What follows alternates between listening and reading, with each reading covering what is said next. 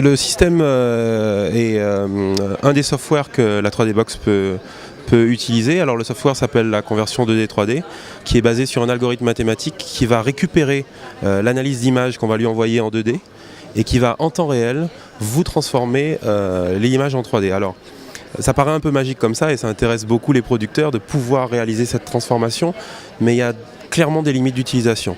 C'est-à-dire que le processeur va vous proposer quelque chose. C'est-à-dire qu'on va pousser le fond et créer un algorithme pour pouvoir donner la sensation de percevoir du relief. Ce sera jamais aussi bien que ce qui est tourné avec le rig, mais ça pourra vous donner quelques instants l'illusion de pouvoir voir de la 3D. Donc c'est très utile pour de l'intégration dans des films 3D.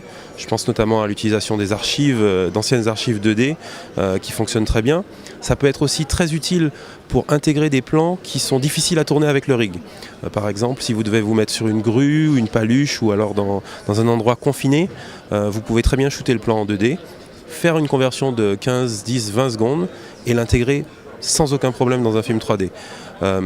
La limite de fonctionnement, moi je l'aperçois à partir de 7-8 minutes de film. Étant donné que c'est de la conversion, qui ne change pas non plus trop au niveau de l'anthrax, le cerveau s'habitue très vite. Et au bout de quelques temps, vous pourrez avoir la sensation que finalement l'image est plate.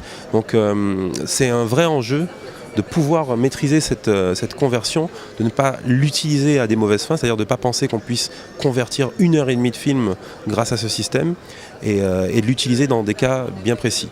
Le soft coûte à peu près, la licence coûte à peu près 5 000 € et elle peut être vraiment très utile dans de l'intégration et l'utilisation à bon escient de ce type de technologie.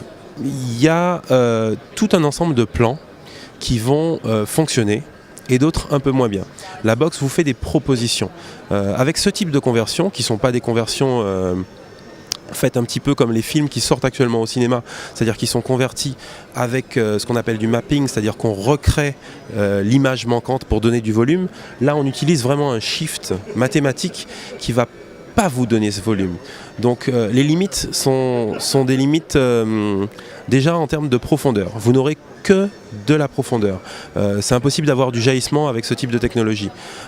Donc tout ce qui va fonctionner, c'est ce qui sera bien dans le centre de l'écran. D'accord ? Parce que vous n'avez pas énormément de profondeur sur les bords et tout ce qu'on appelle les depth clues qu'on a déjà en 2D, comme par exemple exactement des indices pas de relief mais de profondeur de champ, comme les perspectives, comme l'éclairage dans les fonds, comme le flou et la netteté,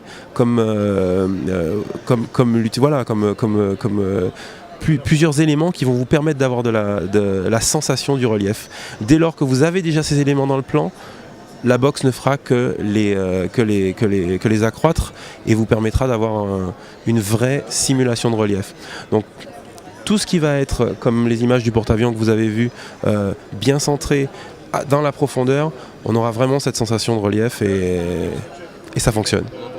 Un des enjeux capital actuellement de la 3D relief en France, en Europe et sûrement dans le monde, c'est de ne pas rater le carrefour dans lequel on est. C'est-à-dire que l'important, et je pense que Sony est dans cette voie aussi, c'est de proposer de la 3D de qualité. Et c'est très important que des chaînes de production ne voient pas dans cette solution une solution broadcast à bas prix pour pouvoir convertir tout l'ensemble de leur programme. Alors je cite pas de chaîne, mais c'est vraiment pour tous les professionnels du relief un enjeu capital. Des révolutions 3D, il y en a eu plein avant 2010. Et celle-ci va vraiment être un tournant. Et l'important, c'est de ne pas rater ce tournant en proposant de la 3D de qualité au public.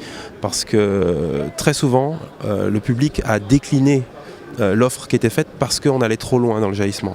On allait trop loin dans des critères qui ont finalement fait que la 3D a reculé. Et donc, il faut savoir que ce type de conversion peut être utile sur des utilisations ponctuelles.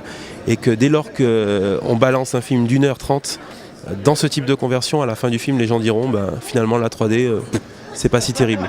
Donc je pense que c'est vraiment un réel enjeu de comprendre que l'utilisation doit être judicieuse et l'avenir du relief en France en dépend vraiment.